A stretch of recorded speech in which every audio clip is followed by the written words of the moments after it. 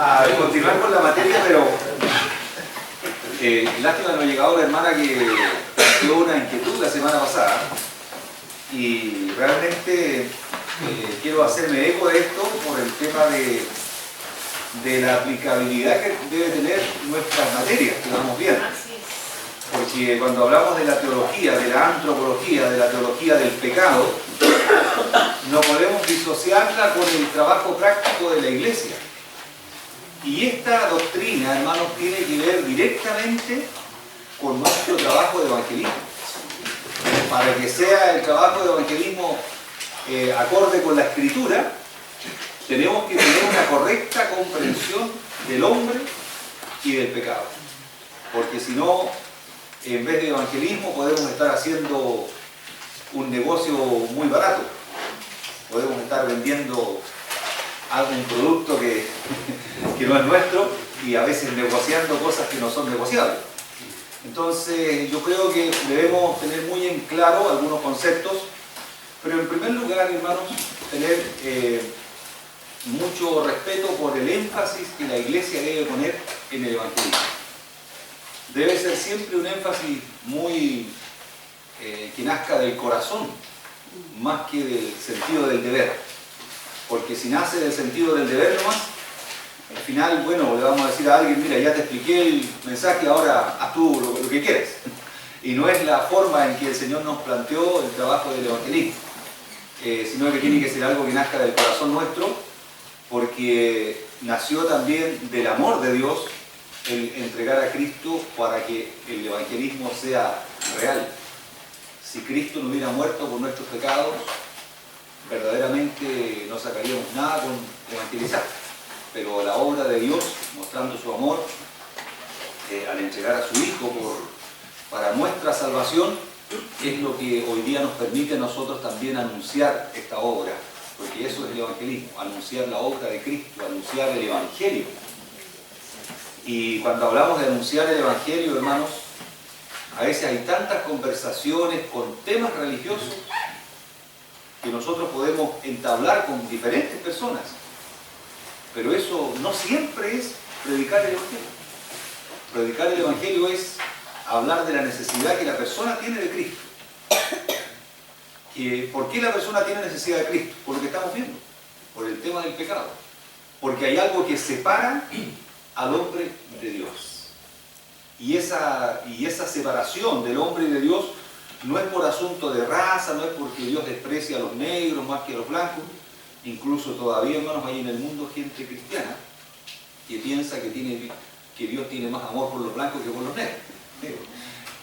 Veamos esas cosas, hermanos. Hace poco dentro de las redes sociales llegan muchísimas cosas a uno. Yo no soy muy asiduo a las redes sociales, generalmente publico una cosa una vez al año de repente y estos últimos años. Este año, por ejemplo, no he publicado nada. Tengo un Facebook porque aquí nos plantearon eso, que hay un Facebook del instituto y debemos tener también para estar relacionados. Pero soy muy flojo en esa área. Y de repente llegan cosas así, me gusta leer las cosas que llegan, cosas interesantes, de repente otras cosas no tanto. Pero hace poco llegó uno de una página que se llama El Otro Canuto. ¿La conocen ustedes? De repente me llegó por ahí. Se llama El Otro Canuto, o sea, un evangélico pero que mira otras cosas. Interesante que salía una fotografía de este pastor bautista de Estados Unidos que luchó por los derechos civiles de los negros, el pastor Martin Luther King, y que algunas personas lo confunden con Martín Lutero. De repente, el negro no, Martín Lutero es el alemán. Entonces, este hermano salió una foto de él con su hijo, un niño pequeño, en pleno periodo de la lucha por los derechos raciales. Él luchó, pero luchó en una forma muy cristiana, o sea, él nunca fue a tirar piedras ni nada parecido, una protesta no violenta, muy eficaz. Y salía arrancando unas cruces quemadas fuera de su casa, porque el movimiento del Ku Klux Klan de Estados Unidos lo fueron a amenazar varias veces, y no solamente amenazar, sino hacer manifestaciones fuera de su casa y a quemar cruces ahí Y esos movimientos estaban integrados también por gente blanca cristiana. Racista. Claro, racista. Si ustedes se dan cuenta, en este momento en Estados Unidos hay un movimiento, o sea, hay alas cristianas metidas en todos los aleros políticos y de interpretación social. Entonces hay un ala que es la que se llama del ala más derecha. En este caso está en el gobierno en este momento con Trump, todos esos planteamientos que tiene, por un lado de repente favorables al Evangelio, pero por otro lado también con un desprecio por las otras razas, por otros países, y que América es la que tiene que ser grande nomás, hagamos América grande otra vez, o sea, como verdaderamente un imperio, lo que se ha criticado de los Estados Unidos, que no es la idea de los originales fundadores, sino que dar bendición a otro, llevar el Evangelio y tantas otras cosas, pero él no habla de eso. Entonces, ese planteamiento, hermanos, está también hoy día a través de las redes sociales, llegan cosas así. Pero dentro de todo esto, de este espectro de cosas que hay, no debemos perdernos nosotros en nuestra misión. Porque nosotros no vamos a plantearnos como críticos de las distintas alas del Evangelio. Hoy día hay gente que se dedica a muchas cosas antes de predicar el Evangelio. Y no debemos nosotros perder nuestro norte, que es predicar el Evangelio. Pero el Evangelio, no un cierto Evangelio, sino el Evangelio de Cristo. Entonces dentro de esto nos vamos a encontrar con una problemática cuando queremos ser sinceros con la gente respecto al tema del amor de Dios y de la justicia de Dios. Entonces eso es lo que compartíamos en la clase pasada, cuando nos toca estar frente a personas que tienen cierto conocimiento del Evangelio, pero tienen algunos estilos de vida socialmente muy visibles que son opuestos a los planteamientos del Evangelio y quieren tener aceptación dentro del Evangelio. No hay un ápice de arrepentimiento en ellos, ni de pensar que su cultura está mal, porque lamentablemente también muchas veces, muchas de estas cosas están siendo avaladas por algunos sectores también del Evangelio, de lo que se llaman las alas también más liberales del Evangelio. Entonces, en realidad, hermanos, hoy día predicar el Evangelio en forma bien nítida, bien ajustado a la palabra, está siendo cada vez más complicado. Si uno no quiere claudicar algunas doctrinas o tiene mucho respeto por ciertas cosas, al final va a terminar predicando cualquier cosa y no predicando el Evangelio de Cristo. Por otro lado también llegan de repente a las redes sociales planteamientos y declaraciones de gente muy legalista y que se nota que tiene mucha doctrina pero poco amor de Dios. Entonces plantean cosas, condenan a todo el mundo, critican, generalmente se dedican a criticar lo que otros predican, lo que otros dicen, a encontrar por ahí el detalle, andan buscando la quinta pata al gato, como algunos, andan buscando ahí algunos que, como dice por ahí también la palabra, cuelan el mosquito. Claro, pero la otra parte, la más grande, la dejan pasar. Entonces, porque ahí el Señor criticó eso. O sea, les dijo a ellos, ustedes tienen esto y en esto, pero del amor. Entonces, ¿cómo conciliar, hermano, una predicación de la verdad correctamente como está en la Escritura, pero balanceada también con el amor de Dios? Hay un libro sobre la predicación, me parece que se llama, porque después de años uno como que olvida un poquito los títulos, Predicando con Frescura. Bien interesante el libro, cuenta la experiencia de un predicador que refrescó su experiencia con la predicación. Entonces, por ahí él contaba una anécdota dentro del libro, que en una iglesia, de las iglesias que por sus formas de gobierno cada cierto tiempo toman acuerdo y cambian de pastor. Entonces, había un pastor que estuvo con ellos un tiempo y él predicaba mucho sobre el infierno. Entonces, al final los hermanos se dieron cuenta que su predicación era como un poquito exagerada en ese tema. Entonces, porque igual la predicación tiene que predicar las verdades, pero balanceada. O sea, como Pablo dijo, no he rehusado anunciaros todo el consejo de Dios. O sea, la palabra de Dios muy amplia, Si uno de repente tiene fijación por ciertas doctrinas, a veces hay que mirar, no vaya a ser una cuestión psicológica casi, que se fija en algo. Entonces, al final llegaron al acuerdo de que este pastor ya no continuara con ellos y escogieron entre varios pastores a uno que realmente tenía una predicación también bastante fuerte sobre el mismo tema. Y después a algunos diáconos de la iglesia le preguntaron, pero ¿por qué ustedes no estuvieron de acuerdo con ese pastor que hablaba bastante sobre el infierno? Y su predicación era bastante fuerte en ese aspecto. Y ahora ustedes están bien y contentos con este pastor, que su doctrina también es fuerte en este aspecto. Entonces, la explicación de algún diácono fue, claro que él nos habla de lo mismo, pero cuando habla del infierno y habla del futuro de los pecadores que se van a ir al infierno, decía él, se le llenan los ojos de lágrimas. Esa era la diferencia. Entonces, él no predicaba contento que los otros iban al infierno. Entonces, hoy día, dentro de las declaraciones evangélicas que hay también en redes sociales, a veces hay gente que declara cosas y parece que estuviera contento que la gente se fuera a condenar en el infierno, que se fuera a perder.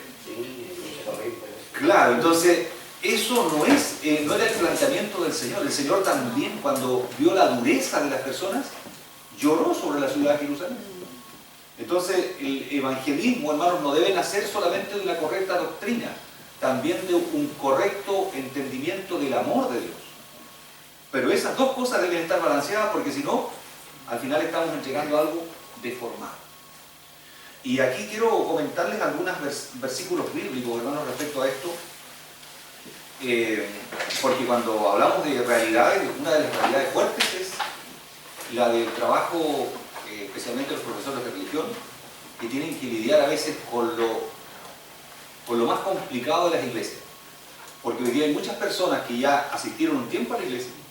A veces algunos tienen problemas de conciencia por no asistir a la iglesia y colocan a sus hijos en las clases de religión evangélica para que se puedan acercar al evangelio, pero han tenido ellos tremendos problemas en sus propias vidas, porque yo les digo, porque fui profesor de religión evangélica y me tocó ver situaciones muy complicadas en ese aspecto. Entonces, como que el profesor de religión pudiera reformarlo. Incluso algunos apoderados piensan eso, que asistiendo a la clase de religión, el alumno después se va a mejorar un poco y va a llegar como a la iglesia. Pero el problema no está en la clase de religión, el problema está en la iglesia muchas veces, o en el trato especialmente con los padres, porque las críticas que los jóvenes tienen, ahí, hermanos, aprendí un lado bastante interesante del lado B de algunos creyentes, como por las críticas que los hijos tienen, que ahí las lanzan en forma muy abierta. Entonces, y la mayoría de las cosas que varias veces por los jóvenes de tercero y cuarto medio comenté esto, qué críticas tienen ellos sobre la iglesia. Claro, y son los problemas que hay en la iglesia en este momento, y en muchas iglesias hay. Claro, sobre todo eso, sobre todo eso. Entonces, cuando uno le dice a una persona, mira, Dios te ama, eso tiene una realidad, digamos, histórica, en el sentido de que por amor al mundo, el Señor Dios entregó a su Hijo en la cruz. Pero ¿qué relación tiene Dios con ese pecador específico al cual nosotros le estamos hablando y le estamos declarando el amor de Dios? Entonces, quiero que veamos, por ejemplo, Habacuc 1:13, por favor.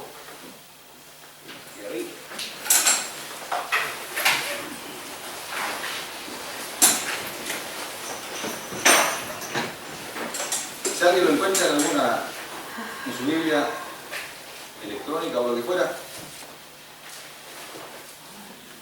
hace tiempo que ya me volví a este tipo de Biblias por el tema de la visión, porque esto no traiciona. De repente en algunos púlpitos uno encuentra muy poca intensidad de luz, y leer la Biblia que la con letra chica, y si uno quiere una Biblia con letra grande, tiene que andar con una maleta grande. 1:13. Habacuc 1:13, por favor. Muy limpio eres de ojos para ver el mal, ni puedes ver el agravio. ¿Por qué ves los menospreciadores y callas cuando destruye el impío al más justo que él? Y haces ¿No? Hasta ahí nomás. Muy limpio eres de ojos para ver el mal, ni puedes ver el agravio. ¿Por qué ves a los menospreciadores y callas cuando destruye el impío al más justo que él? Entonces, habla de Dios como el que es muy limpio de ojos para ver el mal. O sea, los ojos de Dios son tan limpios que Él no puede ver el mal. ¿Entienden? Aquí estamos hablando del mal. Del mal. Por favor, veamos el Salmo 5, 4, 6. Salmo 5. Del 4 al 6.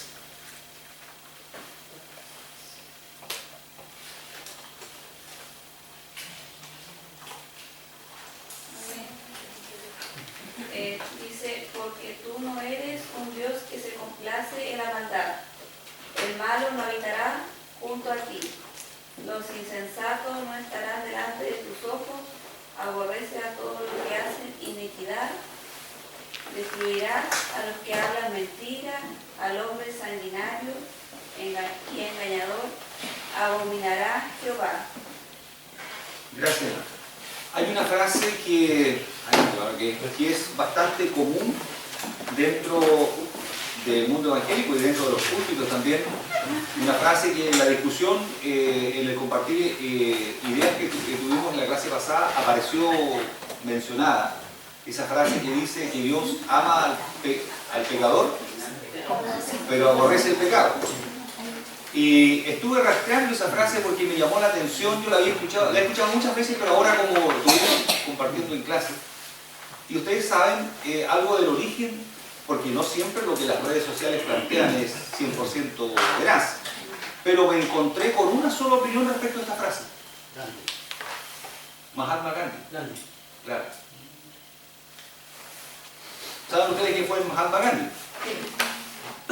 Bueno, Mahatma Gandhi tiene bastantes cosas interesantes desde el punto de vista del Evangelio también, porque él fue el autor de, o por lo menos uno de los propulsores del movimiento de protesta no violento.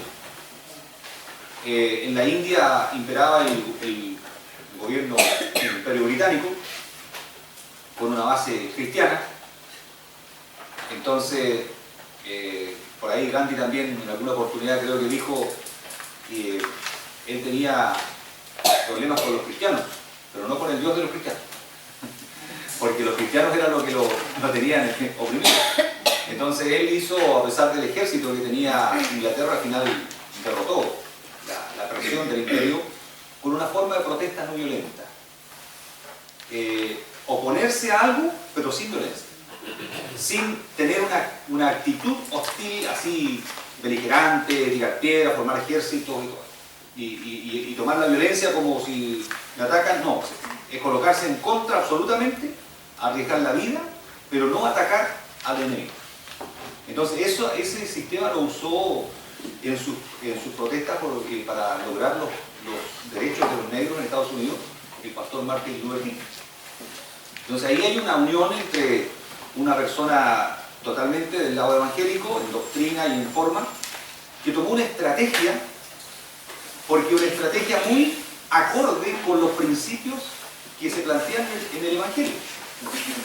De estar, por ejemplo, cuando el Señor habla y los apóstoles le dicen a los que los perseguían y que les prohibieron predicar el Evangelio, es necesario obedecer a Dios antes que a los hombres.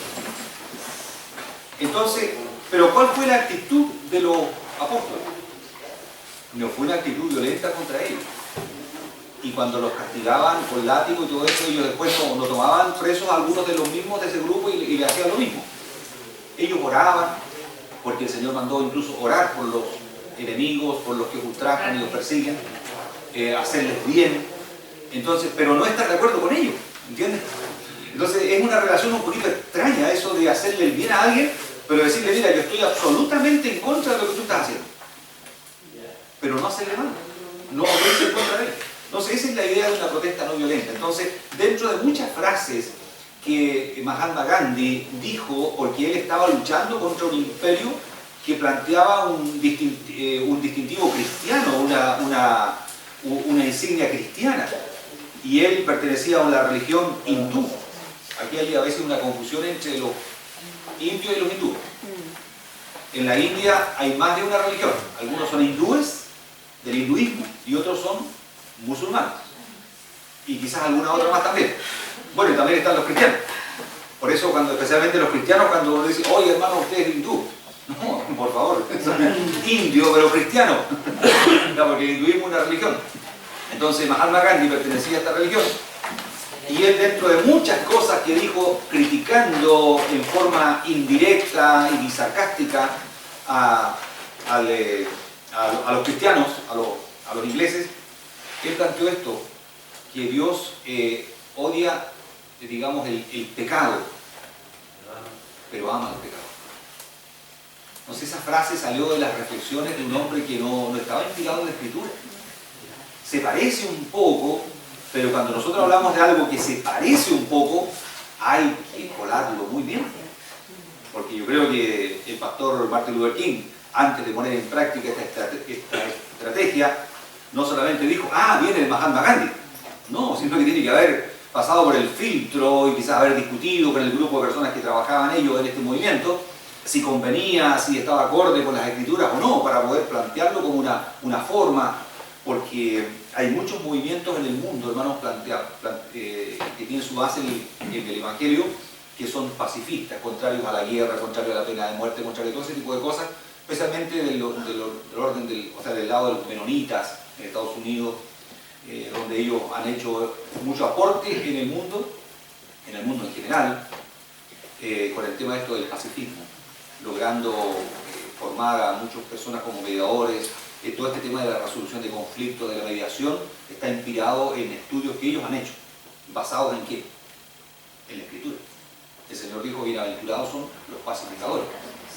Entonces, esta frase, hermanos, hay que cotejarla realmente con la Escritura. Si verdaderamente es efectivo esto, que Dios hace esa diferencia tan así, digamos, como decir, Dios aborrece el barro, pero no al que se ensucia con el barro, hay que verlo bien. Entonces, por eso, lo importante aquí no es solamente tener opiniones, sino reflexionar en la Escritura para tratar de enfocar bien nuestro evangelismo. La idea no es, hermanos, aquí hacer una discusión como intelectual, académica de algo, sino pensando en lo práctico, pensando en cómo yo llego a la persona que está metido todavía en el pecado, pero cómo yo llego con el Evangelio. Entonces esta frase pudiera ser adecuada o no adecuada.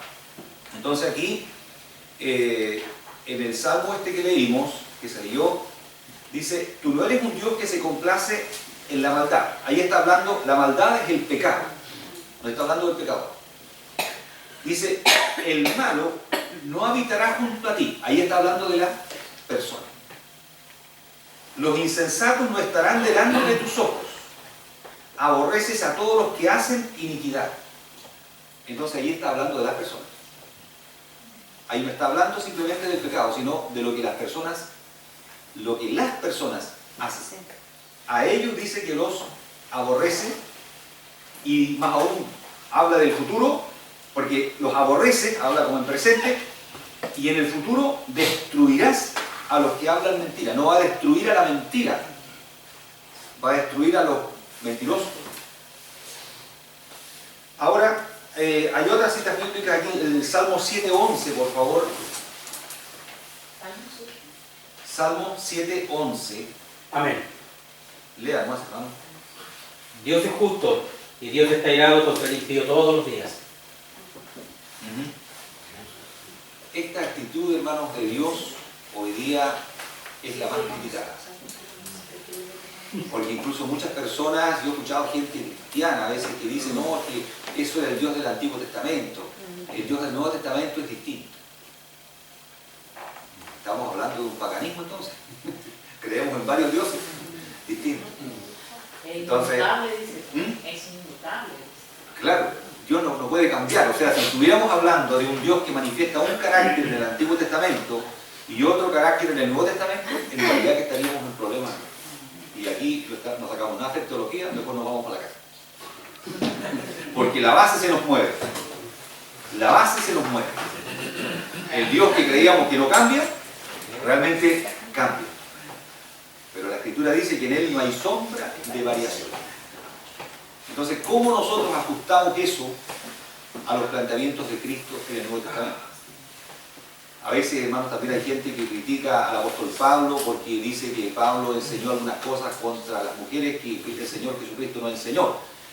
Otros critican el Antiguo Testamento contra el Nuevo Testamento. O sea, tratan de encontrar cosas donde no lo hay. O sea, si no existe, hermanos, si no está ajustado, si no es, digamos, en el mismo plano la revelación del Antiguo Testamento con la revelación del Nuevo Testamento, estamos hablando de algo tremendamente terrible. O sea, pero horroroso desde el punto de vista de la teología, del estudio de la Escritura, que hubieran esas diferencias que a veces superficialmente se plantean. Ahora, sigamos, hermanos, por favor, leyendo algunos otros pasajes. Aquí tengo dos citas bíblicas más nomás. Juan 3:36, el Evangelio de Juan. 36. 3:36.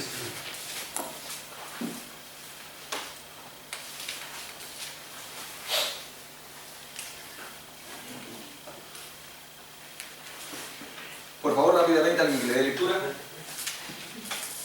El que cree en el Hijo tiene vida eterna, pero el que rehúsa creer en el Hijo no verá la vida, sino que la ira de Dios está sobre él. Claro, entonces aquí hay que hacer diferencia también en los tiempos. Dice, el que cree ahora tiene vida eterna, en este momento. Pero el que rehúsa creer, o sea, el que se le predica, se le enseña la palabra, se le habla y rehúsa creer, dice, no verá la vida en un futuro. Ni ahora ni después. Sino que la ira de Dios está ahora sobre él. O sea, cuando Pablo también dice aquí, lo completamos esto con Efesios, ¿no? El mismo concepto. Efesios 5, 3 al 6.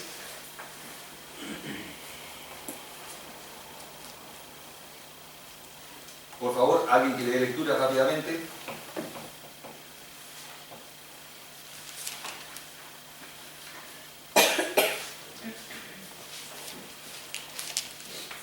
Amén.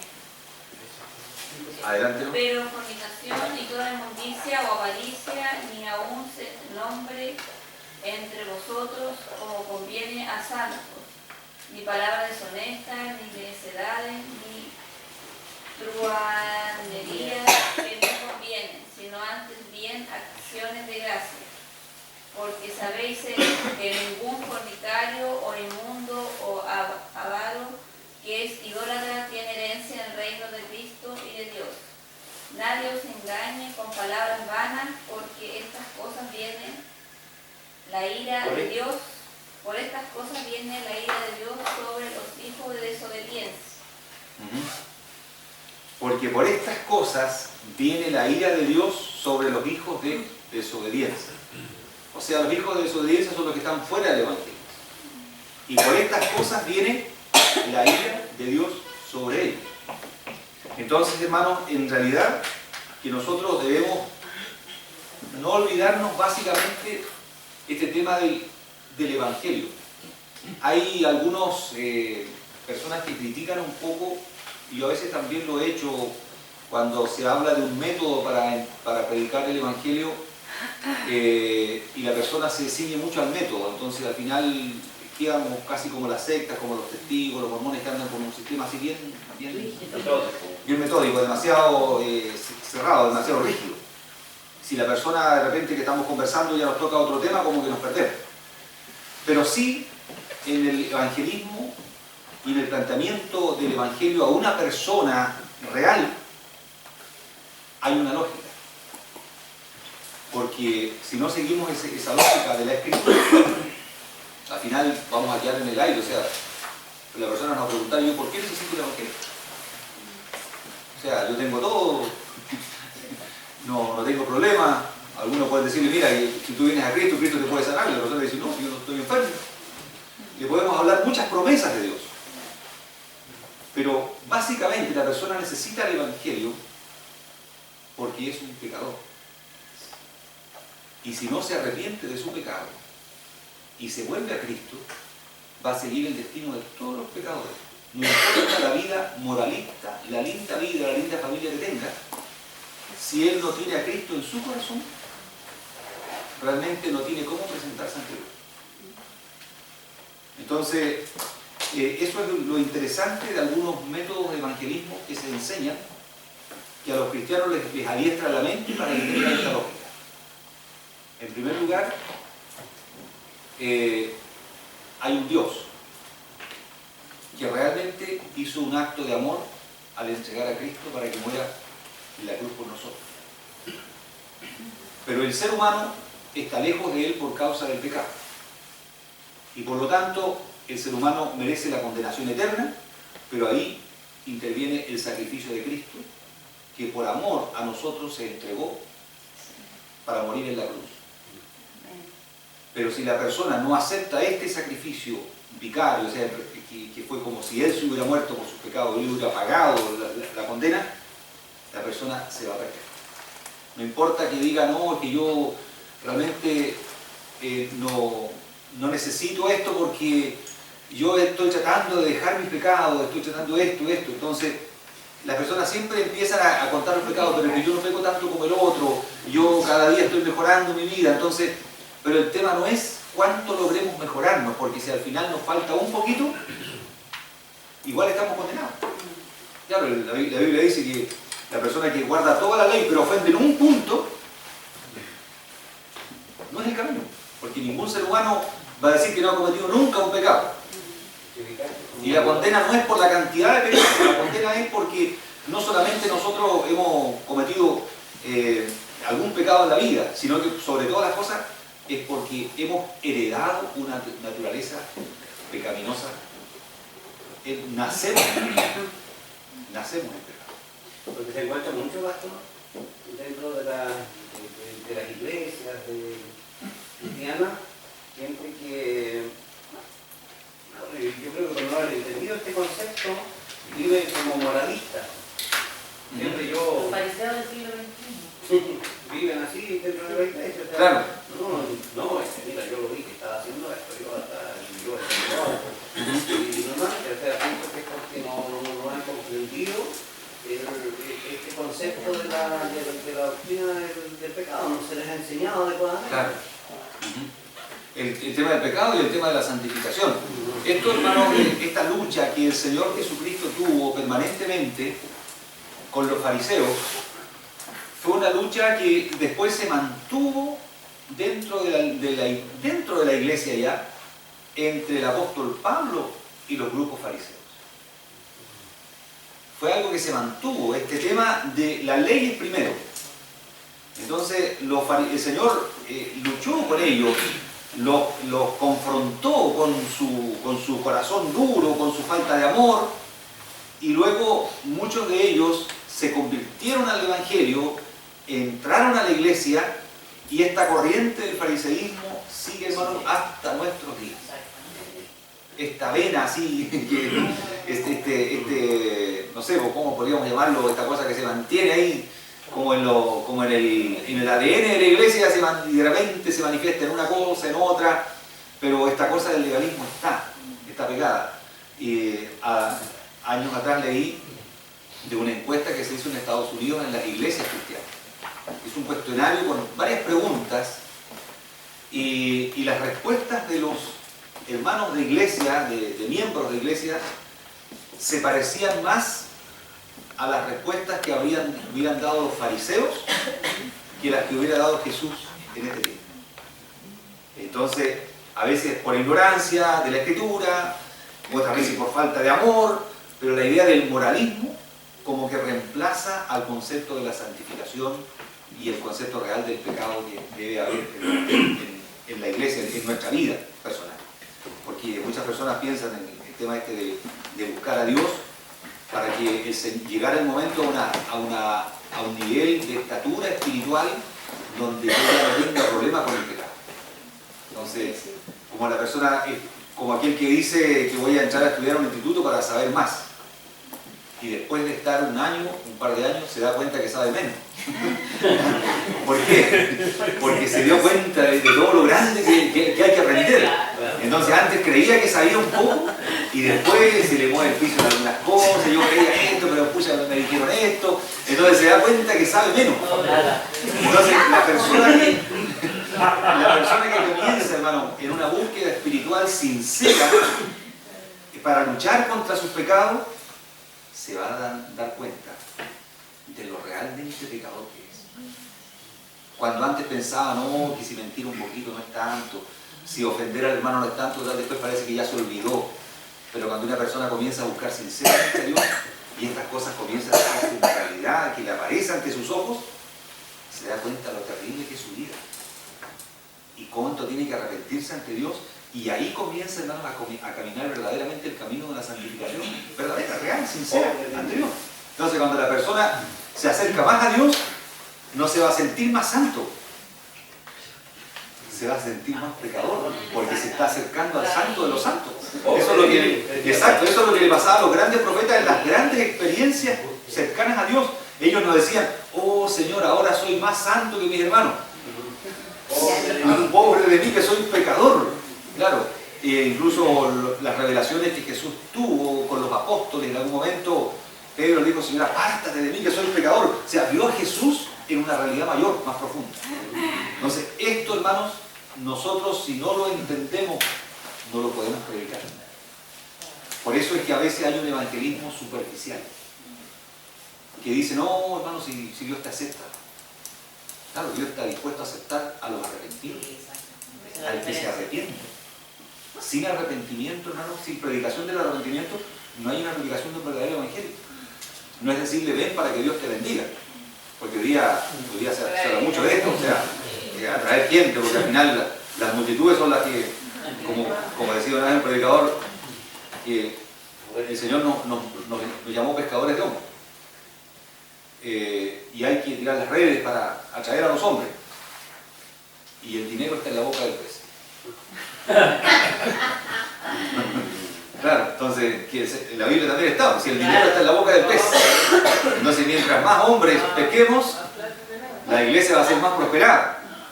O sea, encontró el secreto. Como tantos otros principios que dicen que han descubierto y nos plantean, claro, ese es un principio que también han planteado. Y en una iglesia, mientras más grande se hace, al final va a tener más dinero, y por lo tanto esa es la presión que hay sobre el dinero, porque son los peces que llegaron y tienen que, de alguna manera, el pescadito apretarlo para que suelte la moneda. Claro, esa es la cosa. Y por eso se permiten manipular, se permiten prometer cosas, y es terrible, hermanos, cuando pasan estas cuestiones. Pero eso es la iglesia del día de hoy. Y en esta iglesia en la que nosotros estamos militando. Dios nos guarde, hermanos, para mantenernos sin tacha en ese sentido y plantearnos que lo que nosotros hablemos sea de acuerdo a la Escritura, porque un día el Señor nos va a juzgar también por esto. Quiero que veamos, hermanos, ahí donde quedamos. ¿Pastor, una pregunta antes? Sí. Sí. Mientras busquen, por favor, en la página 211, el origen del pecado. Sí, yo pregunto si es... a ver, cuando uno, por ejemplo, debe presentar este tema al pecador, a las personas no les gusta ese término. Este término como que si uno habla del pecado, dice que debe venir a Cristo porque su condición de pecador. Claro. Y ahí la persona presenta un rechazo. Entonces, ¿cómo se presenta esa expresión para obviar en cierto modo el rechazo para poder entrar en la conversación? Porque necesariamente hay que hablar del pecado. Y la gente claro. no le gusta,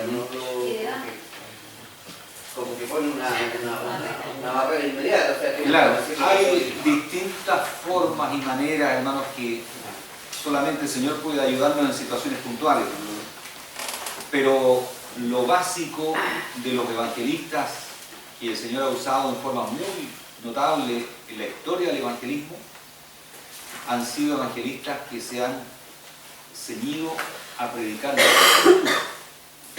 No solamente a establecer un tema evangelístico para hablar de que en Génesis el hombre cayó en pecado, y en Juan 3:16 el Señor le ofrece salvación. O sea, hacer un tema con versículos saltados, sino tomar pasajes de la Escritura y con una profundidad, pero que es preciosa, hermano. No, hacen el llamamiento después al Evangelio de las personas, pero entregando. Entonces, cuando uno toma un trozo de la Biblia y lo explica, uno queda sin responsabilidad personal. Porque uno, si toma un pasaje de la Escritura y le dice, mira, aquí la Biblia dice a estas personas, por ejemplo, cuando el Señor les dijo a algunos, ¿por qué me llaman Señor, Señor y no hacen lo que yo digo? Hay mucha gente que tiene un barniz religioso, pero se salta muchas cosas de la Escritura, pero clama, Señor, son buenos para rezar, para orar o lo que fuera. Entonces, uno puede tomar un pasaje como ese y confrontarlo con ese pasaje de la Escritura. ¿Por qué usted tiene este planteamiento? Jesús criticó esto. Entonces, cuando uno lo hace con la Escritura, digamos, ahí nosotros no colocamos las manos. Estamos hablando de la Escritura. Entonces, lo que pasa es que a veces cuando uno quiere tratar de explicar esto con argumentos propios o argumentos a veces sacados de algún libro de discusión, ahí es donde nos perdemos un poco en la maraña de argumentos que las personas también tienen. Entonces debemos tratar siempre de que nuestro mensaje y nuestra conversación esté saturada de pasajes bíblicos. Simples, sencillos de entender, pero donde muestren realidades como así radiografías que el Señor hace del corazón humano, y si la persona cree, bueno, uno también ahí, hermanos, en una conversación se da cuenta cuando la persona está abierta a entender o cuando Dios ya está trabajando en esa persona. Porque también, hermanos, sabemos por la experiencia que el Señor nos ha dado en el tiempo de compartir el Evangelio, que cuando Dios no trabaja en un corazón, no hay vuelta. O sea, si el Jehová no edificare la casa, en vano trabajan los edificadores. Pero hay una claridad, hermanos, de que siempre va a haber gente que escuche. A veces uno está en una familia, en un grupo, discutiendo con alguien, y esa persona a veces reacia. Pero hay 2 o 3 que están escuchando, con un corazón muy abierto. Eso uno no sabe, hermanos, a veces a quién le estaba entregando el mensaje.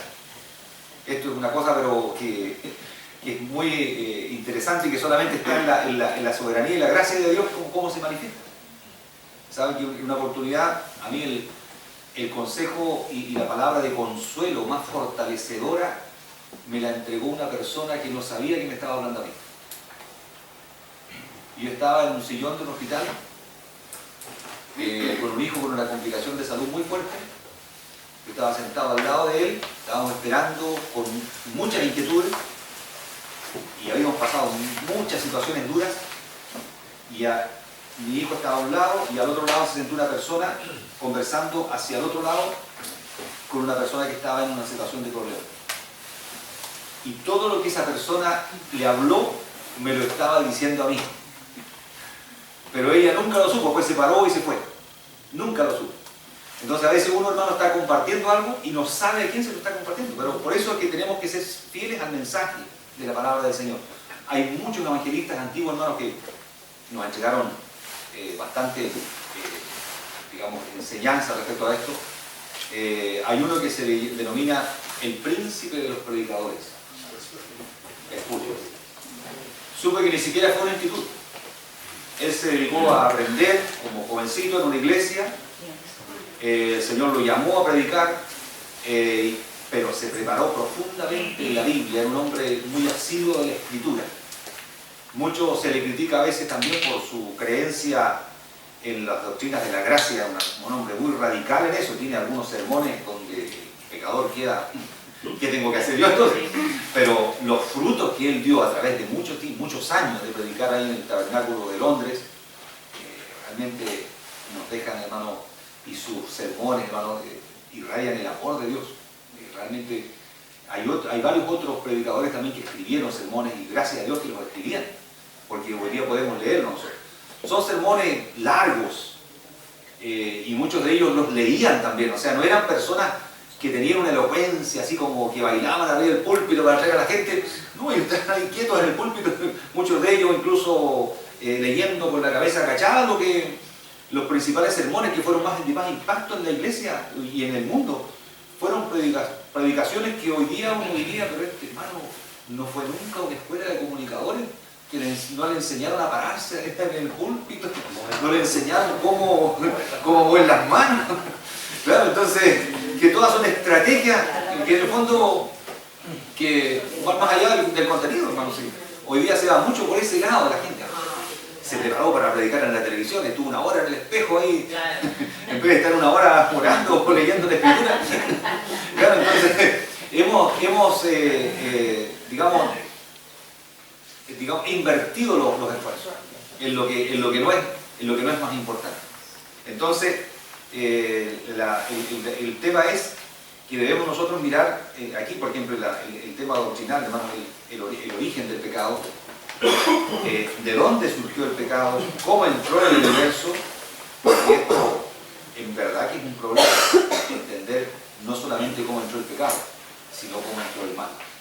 Y cuando uno le habla a veces a alguien del pecado, personas tienen a veces una cuestión de argumentos, nos hablan de, bueno, ¿y por qué? ¿Quién creó el pecado? Y nos tiran para otro lado con esa discusión. Adelante, Ricardo. Visitas. ¿Sí? Queríamos solo adelante. saludar. Permiso. Por favor, pastor, adelante. El pastor Miguel Núñez, homónimo de un predicador de la televisión, es el pastor de la iglesia local. Hola, Mario, por favor. Buenos días, mi hermano. Están aquí concentrados, ¿no? En la palabra. Están motivados. Levitaba el templo, yo veía de afuera. Algo está pasando. Bueno, mi hermano, yo soy pastor acá. Quizá algunos me conocían, ¿no? En este edificio donde mi iglesia se congrega, la iglesia luterana. Así que les doy la bienvenida y ojalá que estén cómodos en este lugar. Que les tengan el lugar calentito, hermano. Sí. Mi hermano, hoy día estoy con un estudiante de teología de nuestra iglesia luterana en Chile. Se llama Diego Calquín y es de Valparaíso. Él está por esta semana haciendo una práctica acá. Van dando vueltas y les designan algunos pastores para que vayan aprendiendo o no aprendiendo. Quizás de acá va a salir y va a decir, es todo lo que no tengo que hacer. Estando con el pastor Miguel durante una semana. Así que por eso les conté del seminario de teología de capellanía y quería hacerlo. Ok, un gusto tenerlo con nosotros, hermano. Espero que su experiencia sea fortalecedora. ¿Cuál es el curso que están dando en la asignatura? Este es el ramo de antropología. Perfecto. Estamos tocando la temática del pecado, ahora el origen del pecado, en la clase de hoy. Bueno, acá tenemos, faltan unos cuantos alumnos, pero bueno, Sí.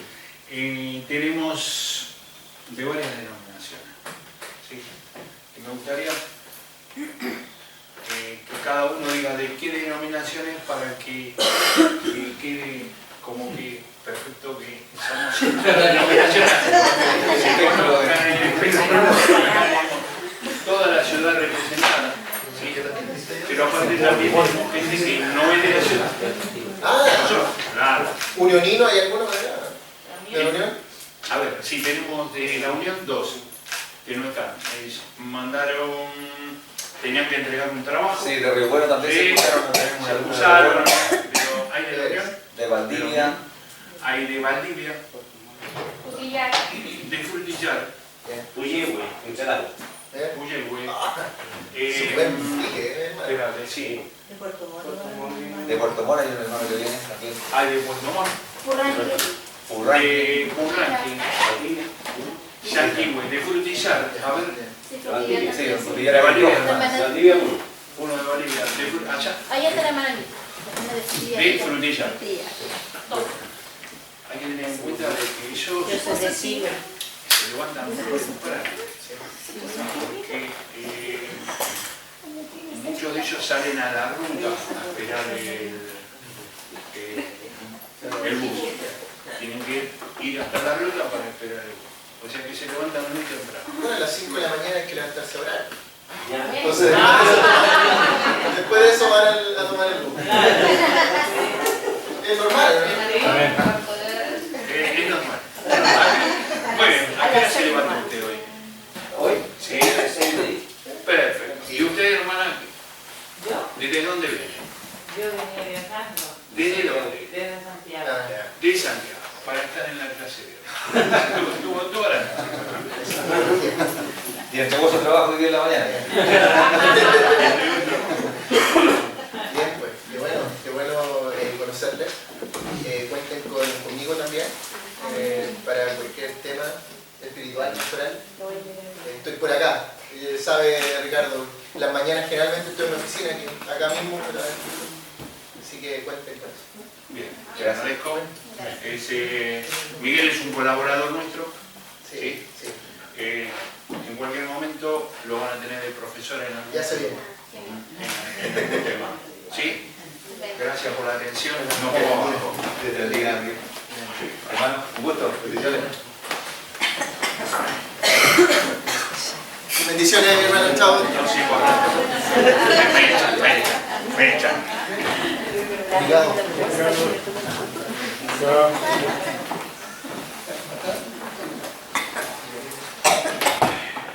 Bueno, en realidad no vamos a alcanzar a abarcar mucho, pero les voy a pedir que lean, hermanos, este tema aquí.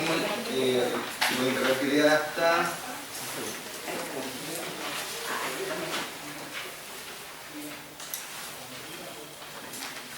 Y vamos a discutirlo un poquito en clase, haciendo algunos énfasis en algunas cosas. Hasta la página 218.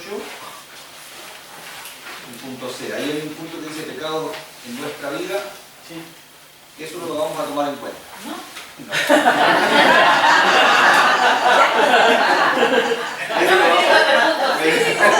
Eso lo vamos a ver en clase. Para que lean hasta ahí, porque si no se abarca mucho. La idea es como lo que hubiéramos abarcado hoy en la clase, entonces después vamos a hacer algunos énfasis más para andar más rápido. Pero no. Sí, también vayan avanzando con el cuestionario de este capítulo, porque el cuestionario lo tienen al final, no se olviden que son las preguntas completas de aplicación también, La de repaso y de la de repaso aplicación. y de aplicación, pero ya algunas preguntas ya están respondidas por la materia que hemos visto sobre el tema del pecado. ¿Listo para cuándo se viene? ¿Mm? ¿Para el 6? Para el 6 parece que fue, sí, parece que yo lo habíamos dicho, ¿no? Sí, sí. ¿No lo habíamos dicho? ¿No?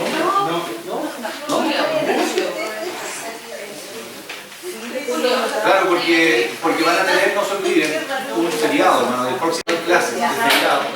Así que tienen 4 horas de la mañana ahí para trabajar, hacer todas las tareas, ponerse al día, así que aprovechen incluso algún rato ahí.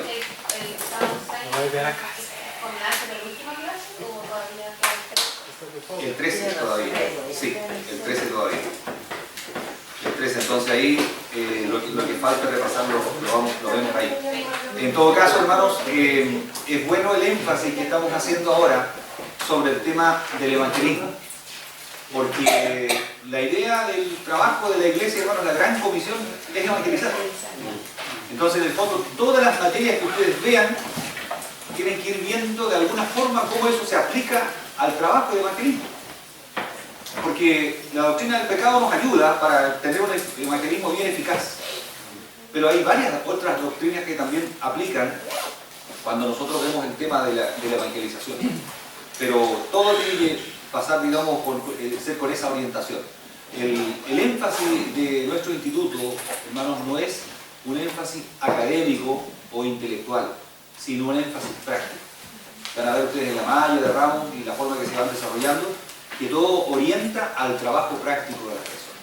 Y para trabajo práctico, hermanos, no es necesario tener tantos títulos y tanto conocimiento acumulado, sino que lo que se vaya aprendiendo, la idea es poder irlo practicando, porque ese fue el trabajo que el Señor hizo con los discípulos. El Señor nos les dijo, nos vamos a encerrar 1 año para trabajar. Incluso a veces el Señor le costaba mucho tener momentos apartados con los apóstoles, porque la gente no nos dejaba descansar.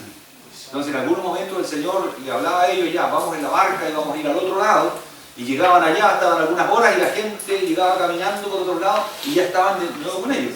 Pero el Señor buscaba esos momentos para estar a solas con ellos y enseñarles, a veces explicarles algunas parábolas que había entregado, explicárselas a ellos en una forma más profunda, pero ese era su trabajo.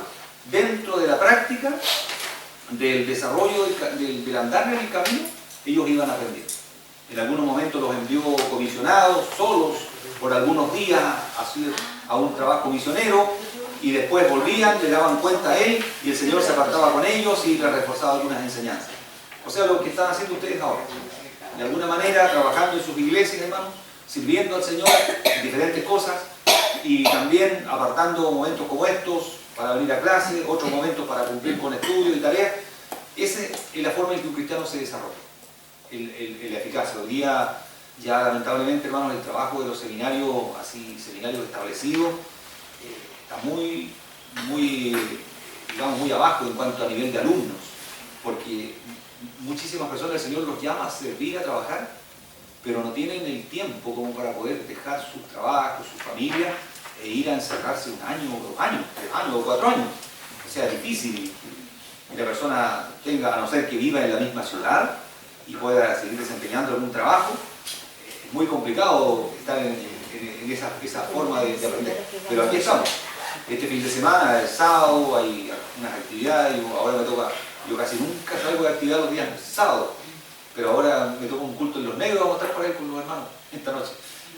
Hermano, usted estaba... Yo tengo una consulta. ¿Ya? No sé si controversial o no, pero por ejemplo, usted había mencionado la palabra métodos de evangelización. ¿Sí? Y bueno, yo soy nuevo, yo llevo 1 año y medio nomás en congregación. Uno ve diferentes cosas que pareciese que fuesen eficaces para poder evangelizar a la gente. Yo tengo una consulta para ¿Ya? que todos lo podamos resolver, ¿cierto? Por ejemplo, hay 3 cosas que he observado que a mí por lo menos siento que a veces se escapa del método, no pareciera que fuese un método eficaz del todo. Por ejemplo, cuando se entregan tratados, porque yo lo digo porque cuando una vez salimos a evangelizar a la calle, pasaba que uno llegaba y pasa nomás el tratado y después dice que el Señor bendiga nomás y ojalá pudiera esa persona leer. Sí, ese es uno. El otro podría ser cuando uno invita a la gente a la iglesia. Dice, pasa que muchos dicen, oye, yo voy a invitar a la iglesia, así que, ¿por qué le voy a hablar si lo estoy invitando a la iglesia? Y el otro, muchas veces que me ha sonado mucho esta última semana, que a través de la alabanza. No, que mira, la persona a través de la alabanza se transforma. A través de la alabanza la persona escucha el mensaje. Pero, a lo que voy yo, es que, como usted había mencionado en esta clase, que hay que entregar de una forma correcta el evangelio, y no por un método, sino que por una estructura lógica, como hubiera dicho usted, que era primero hablar sobre que existe un Dios, que es perfecto, que no existe el pecado en él. En segundo lugar, el ser humano está destituido de la gloria del Señor, porque pecó, ¿cierto? Y después que Cristo vino y pagó ese precio, ¿cierto? Para poder redimir a aquellos que crean en Jesucristo, ¿cierto? Y si la persona no acepta este método, no acepta a Jesucristo como Salvador, ¿cierto? Sí, igual en el camino de la condenación. Entonces, esos 4 no me caben aquí en invitar a la iglesia, en echar tratados y en la alabanza, no me caben. Entonces, por eso tengo esta duda con los métodos. No sé si lo podemos... Claro, es que es por eso, hermano, que yo le planteé que los métodos tienen algunas cosas buenas, algunos métodos. Por lo menos un método que yo conocí muchísimo fue el método de evangelismo explosivo. El sistema de evangelismo explosivo tiene dentro de diferentes trabajos y temas que trae también una presentación del evangelio, que es como el núcleo de la enseñanza. Y esa presentación del evangelio siempre la encontré muy eficaz, eficiente para cumplir con cometido de que la persona quede con la claridad suficiente para tomar una correcta decisión. Pero uno tiene que ver primero la persona que esté abierta para escuchar. Entonces nosotros cuando trabajamos con una persona, hermano, en el sentido de que el Señor mueve nuestro corazón para enfocarnos en una persona, tenemos que pensar primero que esa persona está abierta a escuchar el Evangelio o no. Porque no sacamos nada y llevarle todo nuestro método, nuestra presentación del Evangelio aprendida si la persona no está en eso. Primero tenemos que acercarnos a las personas. Entonces, este sistema de evangelismo explosivo, un liderazgo bastante grande, que enseñan bastantes cosas en el tiempo, una preparación más profunda, no solamente en el método de llevar el Evangelio, sino cómo nos preparamos. Entonces, hay, hermanos, que ver cómo nosotros nos acercamos a ese ser humano, cómo establecemos contacto. A través de viajes y experiencias que el Señor me ha dado, hermanos, en conocer evangelistas, he conocido a veces hermanos creyentes que son de distintos oficios. Entonces, porque cada uno de ellos sabe cómo llegar a las personas que tienen su manera de pensar. O sea, ahí es bueno que los cristianos podamos ser entendidos en eso, porque nosotros no tenemos algo que el Señor Jesucristo tenía, el discernimiento profundo del corazón humano. Entonces nosotros a veces podemos acercarnos a alguien y cometer un error en la forma de acercarnos. Por ejemplo, si tratamos de conversar con una persona católica y tocamos el tema de los santos, o el tema ahora de los obispos que están complicados, tratar de ir por otros temas. Entonces, como que se nos cierran las puertas. Entonces, lo primero, hay que tener un oído abierto. Y hermanos, y el derecho a ser escuchado, a veces hay que ganárselo. Porque ese evangelismo, hermanos, al desconocido, o contar un testimonio a un desconocido, la persona va a quedar pensando, ¿será verdad o no será verdad? O sea, en el fondo, como el Señor le dijo a un hombre en una oportunidad, ve a los tuyos y a tu familia y cuéntales cuán grandes cosas el Señor ha hecho contigo. ¿Por qué? Porque uno tiene que ir donde la gente lo conoce, en primer lugar. Porque evangelizar en un lugar donde nadie le conoce, la persona hoy día va a desconfiar, va a decir, ¿qué anda haciendo? ¿Qué quiere venderme? Pensar muchas cosas, pero cuando uno habla con la gente que uno conoce, ahí la persona puede llegar, hermanos, a decir, pucha, esta persona yo lo conozco, o sea, no va a estar mintiendo en esto. Entonces, uno tiene que llegar a conversar con la persona, pero a veces para llegar a conversar solamente, hay que ocupar tiempo. Hay que ocupar tiempo. O sea, uno tiene que pensar que el llegar a entregarle la presentación del Evangelio a una persona es después que Dios ha despertado algo en esa persona. Si no, es un trabajo, hermanos, como un trabajo técnico, así como un trabajo por cumplir, ¿no? Un poco, le presenté el Evangelio a tantas personas, pero las personas estaban escuchando, mirando por otro lado, o sea, no estaban con un corazón dispuesto a escuchar. Entonces, la idea, hermanos, no es trabajar por cumplir. Como a las sectas que nos mandan, yo hoy día tienes que 50 casas. Tanto, o sea, nosotros no estamos en esa forma, en ese estilo, sino en algo que nazca del corazón. Y sobre todo, hermanos, pensar que el púlpito debe ser también evangelizador. Pero no solamente en el sentido de que el predicador, que el pastor tiene que ser un evangelista, que atraiga a la gente, que llame a la gente, sino que las personas, las visitas, vayan entendiendo el problema del pecado, qué los separa de Dios, y que Dios demanda de ellos también que se comprometan realmente. Esa es la idea, porque uno tiene mucha gente a veces que va a las iglesias, pero nunca se compromete. Entonces a veces conversar con ellos, hay gente a veces que ya está convertida, hermano. Uno conversa con ellos, lo único que quieren es bautizarse, pero están ahí.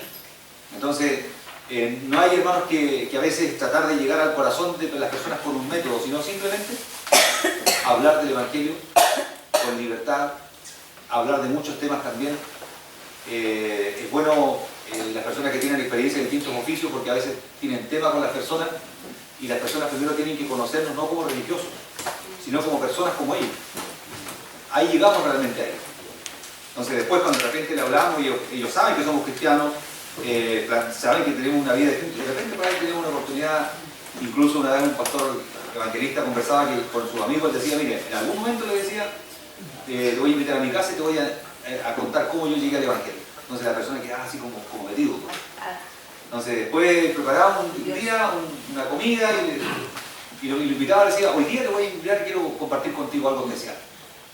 Entonces no era solamente tocar la puerta y decirle, ay, amigo, le vengo a hablar del evangelio, sino que tiene que ser un trato como humano, como persona.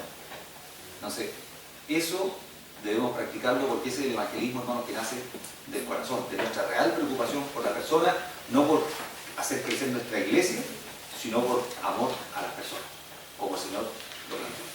Bien, no quiero quitarle la hora del café, Compa. porque sin café es imposible agradar a Dios.